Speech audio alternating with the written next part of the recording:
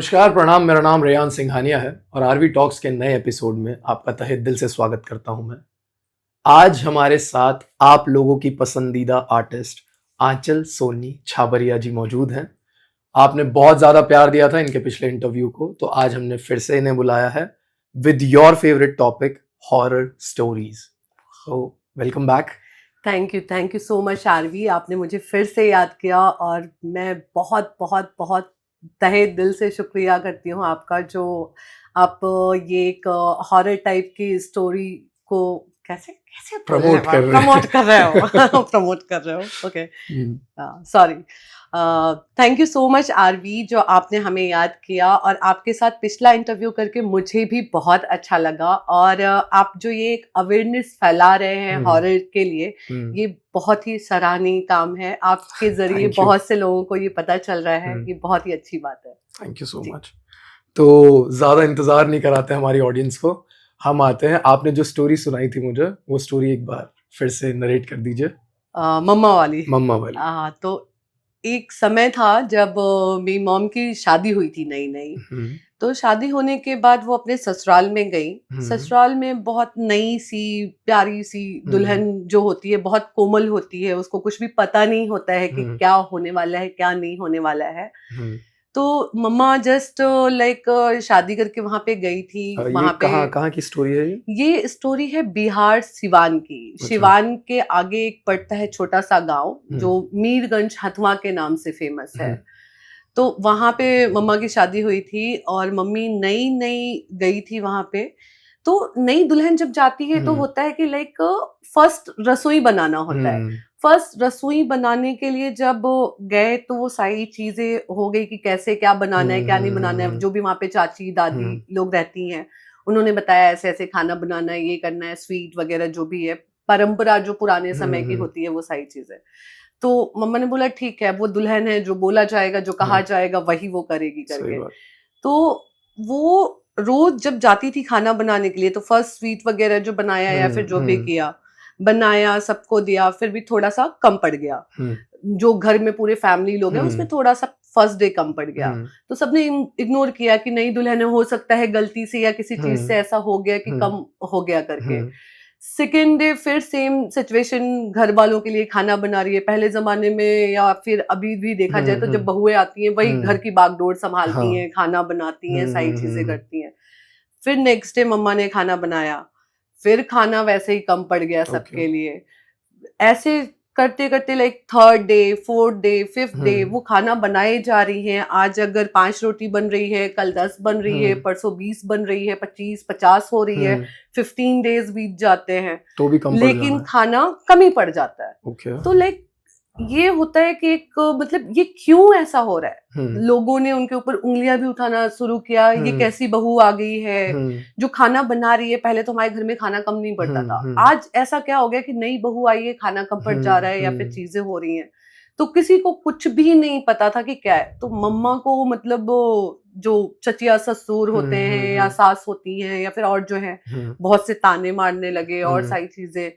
तो उसको सुन सुन के ना मम्मा बहुत अंदर से बहुत डर गई कि भाई क्या है कैसे। एक तो वो अपना पूरा पुराना घर छोड़ के आई, अपने माँ बाप को छोड़ के आई है, नए जगह पे आई हुई है। उसके बाद जो वो जितना भी अच्छा करना चाह रही है, जितना अच्छा खाना बनाना चाह रही है, सब में उनको निराशा ही मिल रही है। प्लस एज भी उस टाइम कम ही होगी शायद। बहुत कम। मेरी मम्मी लाइक 16-17 साल की थी जब उनकी शादी हुई घबरा ही थी। जाएगा बहुत बहुत बहुत मतलब बच्ची ही थी समझ लो उस समय। तो होते होते फिर मतलब डरते डरते उन्होंने अपने सासू माँ से बोला, उनको बताया कि आखिर होता क्या है, क्यों खाना कम पड़ रहा है करके।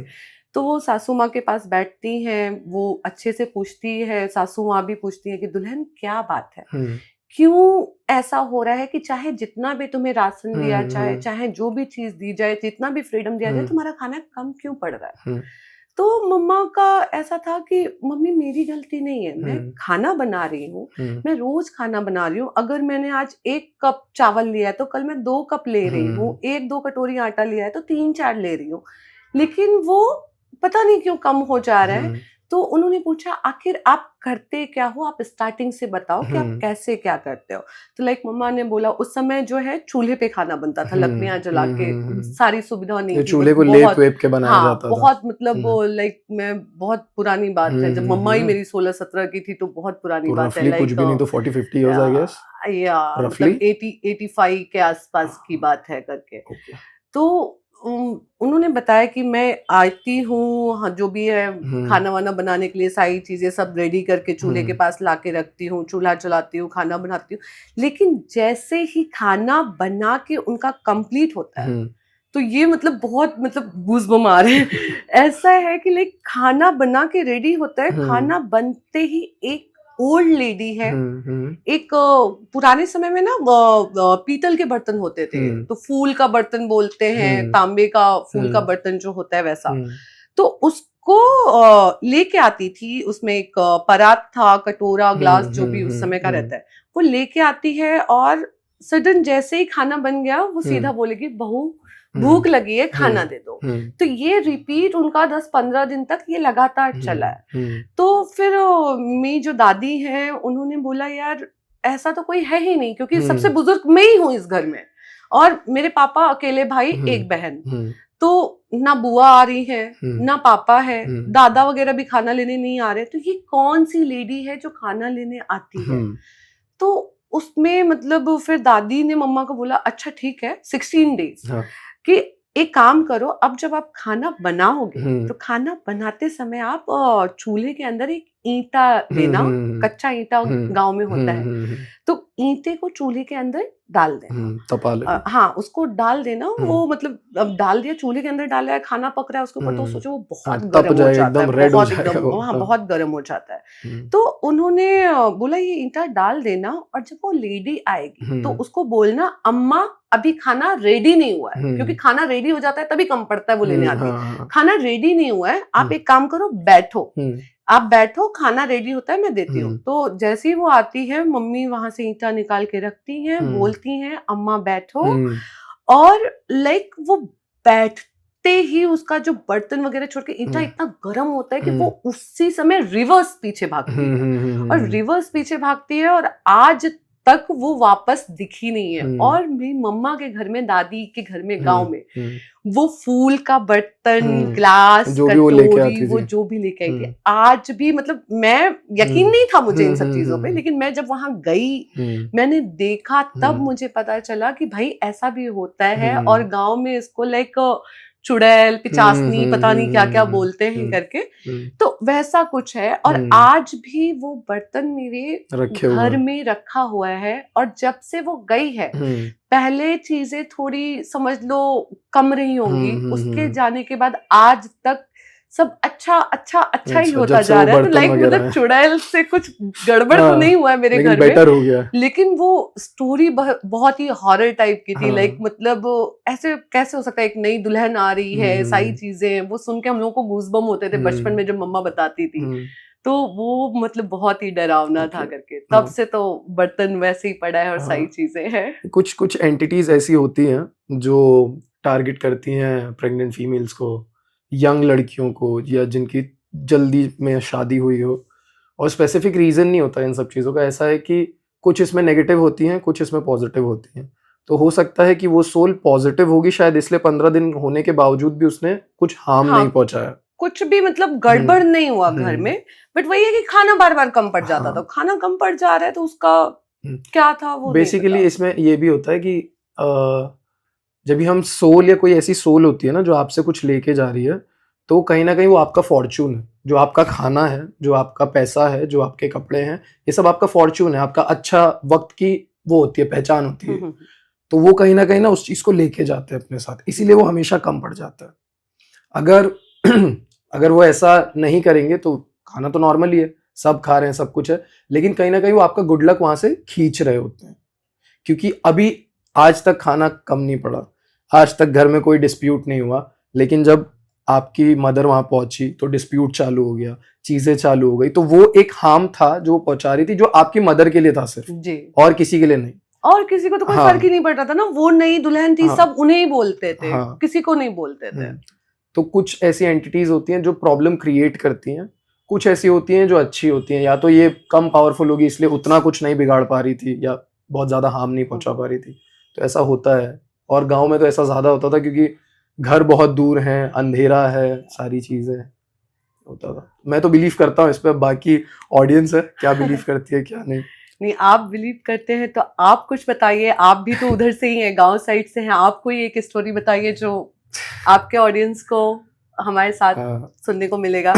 एक अभी रिसेंटली मैं एक एंटिटी के बारे में पढ़ रहा था, जोक बोलते हैं, शायद मेरा प्रोनाउंसिएशन गलत हो सकता है, जोक बोलते हैं जहां तक मुझे पता है। जोक वो वाला नहीं, लीच वाला नहीं, जोक। हाँ, ओके। तो ऐसा है, वेस्ट बंगाल की ये स्टोरी है। वेस्ट बंगाल में, अभी मैं फैमिली है उनका नाम नहीं ले सकता, वेस्ट बंगाल में एक रिच फैमिली थी, काफी रिच फैमिली थी।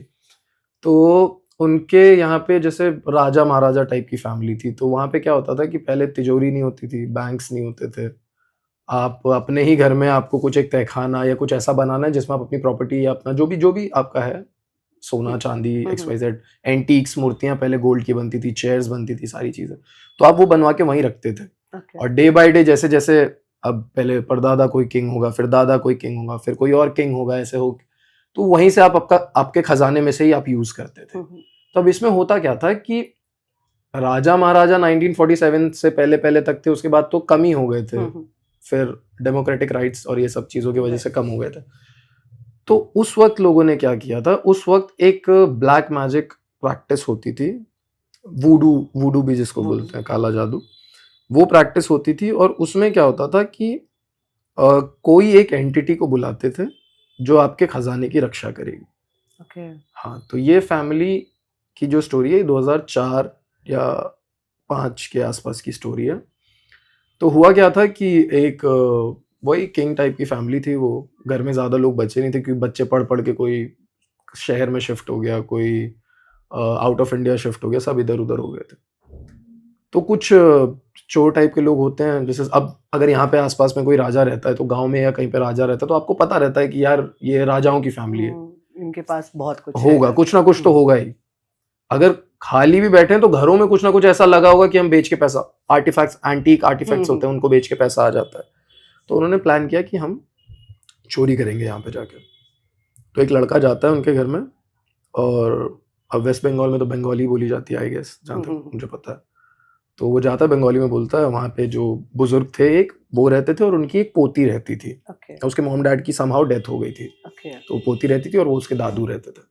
तो ये जाता है, बोलता है, अरे दादू आपने पहचाना मुझे, मैं फलाने का बेटा हूँ, किसी का नाम बताया, फैमिली मतलब ऐसे ही रिश्ता बना दिया। हाँ, कि फैमिली में से किसी का नाम बताया। अरे, तो वो ऐसे बोलते हैं, हाँ ठीक है, ओके, मतलब वो ज्यादा रिएक्ट नहीं करते हैं।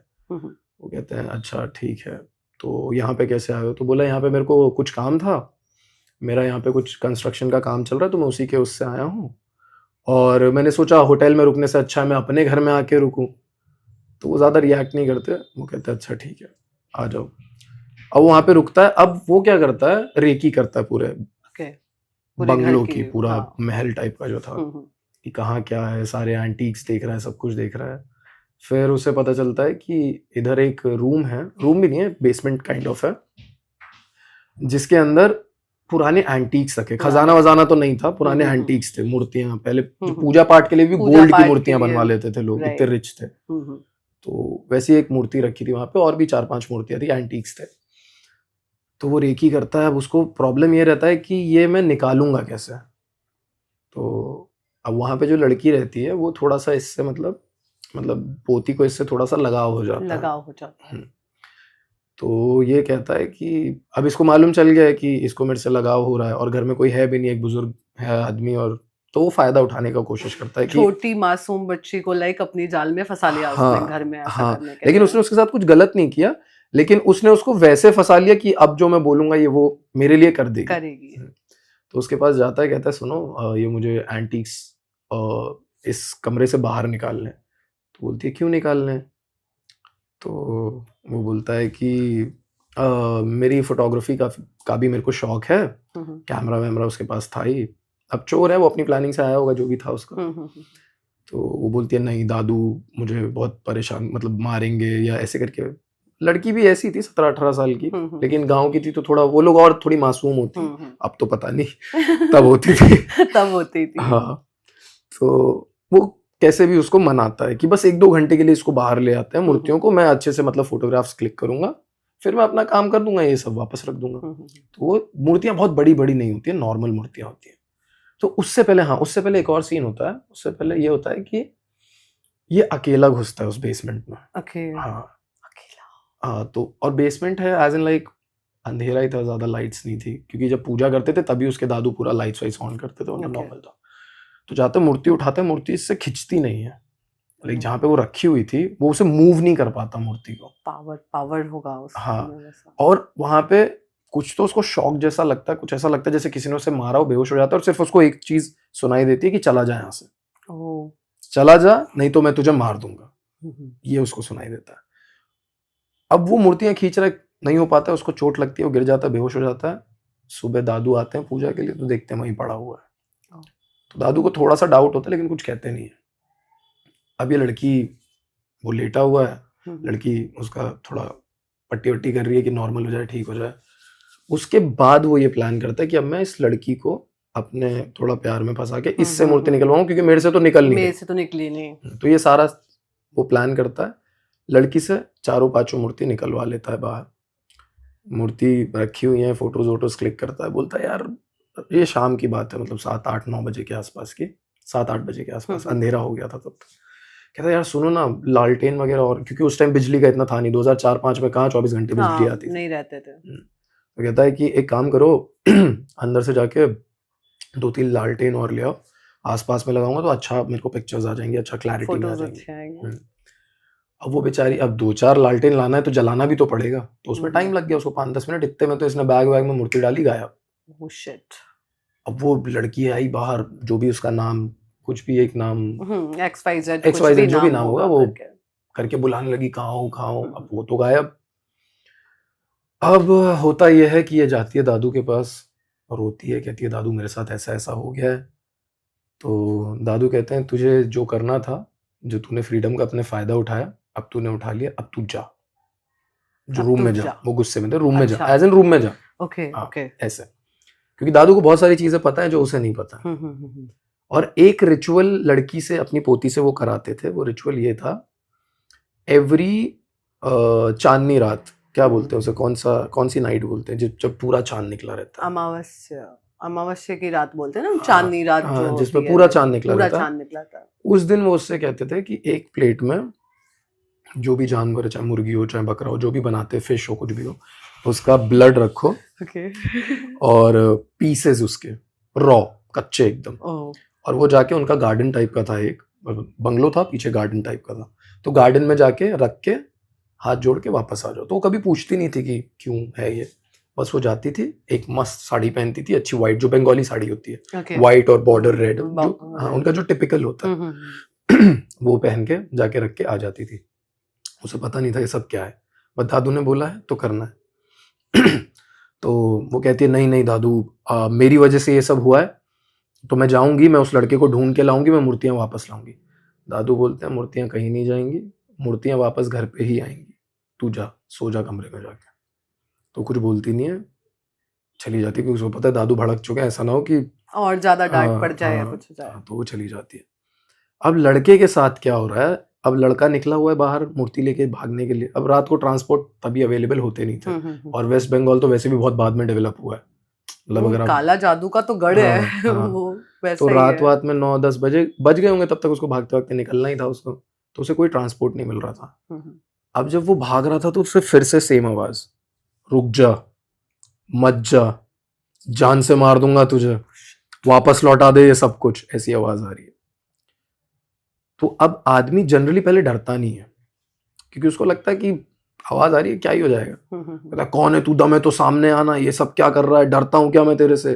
बंगाली में ये सब चल रहा है, उनके लैंग्वेज में। तो उसको एक थप्पड़ पड़ता है जोर से, वो गिरता है और खड़ा होता है, तो सामने देखता है 14 साल का बच्चा है, 12-13-14 साल का बच्चा है रफली। और पहले उसको दिखता नहीं, क्योंकि अंधेरा है, सारी चीजें, स्ट्रीट लाइट्स अब इतनी कहाँ थी। तो ऐसा लाइटर रहता है उसके पास, जलाता है और उसका चेहरा दिखता है एकदम भयानक और गिर जाता है वहां पे। और उस भूत का ऐसा है कि वो सजा देता है आपको उल्टा लटका के, पैर की तरफ से आपको सीधा हवा में लटका देगा और जब तक आप बेहोश नहीं हो जाओगे तब तक आपको मारता है वो। कट्टू यही हुआ उस लड़के के साथ भी। अगली सुबह लड़के की वहां पे बॉडी पड़ी हुई थी दादू के घर के बाहर, मूर्ति के बैग के साथ वहां पे पड़ा है। 4-5 लोग आते हैं, उठाते हैं, लड़की देख रही है, दादू से पूछती है क्या हुआ।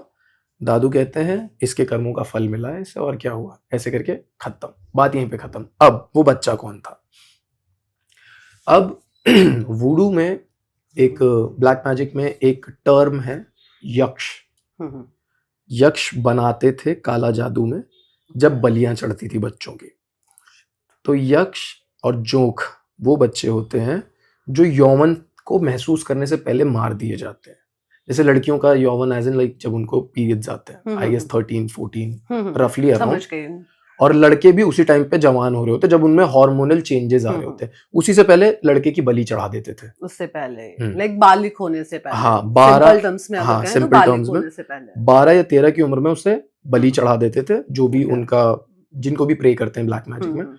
तो उनको मार के मंत्रों से उनकी सोल को पकड़ के उनको रक्षक बनाते थे। तो उन्हें कहते थे यक्ष।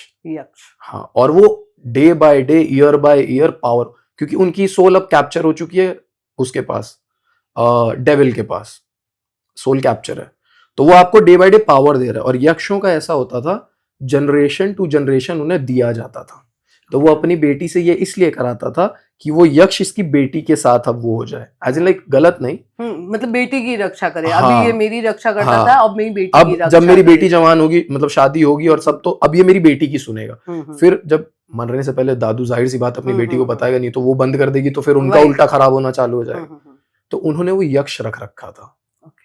और आज भी ये रिकॉर्डेड है, इसीलिए मैं ये जगह का नाम भी बोल रहा हूँ, ये रिकॉर्डेड है न्यूज़पेपर से लेकर के आपके जितने आर्टिकल्स हैं। मोती झील पैलेस, शायद मैं पैलेस का नाम हो सकता है मेरा 19-20 हो रहा हो, मोती झील पैलेस है, जहाँ पे माना जाता है कि वहां के राजा के खजाने की आज भी यक्ष रक्षा करते हैं। वाओ, सी मैंने बोला था ना आरवी कुछ अच्छा बताएंगे। बहुत मतलब वैसे गूज बम्स आ रहे हैं सुन के ही, मतलब लाइक बहुत अजीब लग रहा है। तो ये पढ़ा था मैंने, आजकल मैं इसी सब बारे में पढ़ रहा हूँ और मेरे को अब ज्यादा बिलीव होने लगा, क्योंकि अब क्या है, अब मेरे को इसके प्रूफ्स भी मिल रहे हैं। अब ये मोती झील पैलेस जो है, ये भी तो एक प्रूफ ही है ना, हाँ, जो कि मेंशन्ड है, वो भी हिस्ट्री में मेंशन कहीं पे भी मिल जाएगा, अगर आप गूगल करेंगे तो गूगल पे भी मिल जाएगा। ये सारी चीजें, तो ये था। सो गाइस, अगर आपको हमारी स्टोरीज पसंद आई हो तो प्लीज मेरे चैनल को शेयर करिएगा, सब्सक्राइब करिएगा, वीडियो को लाइक करिएगा, और अगर ये वीडियो बहुत अच्छा चलता है तो हम आंचल जी को फिर से बुलाएंगे एक नई स्टोरी के साथ।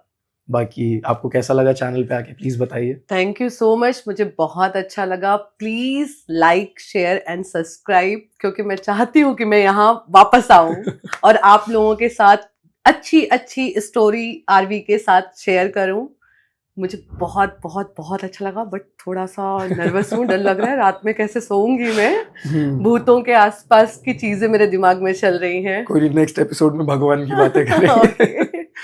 चलिए, thank you so much guys for watching, thank you so much, bye bye.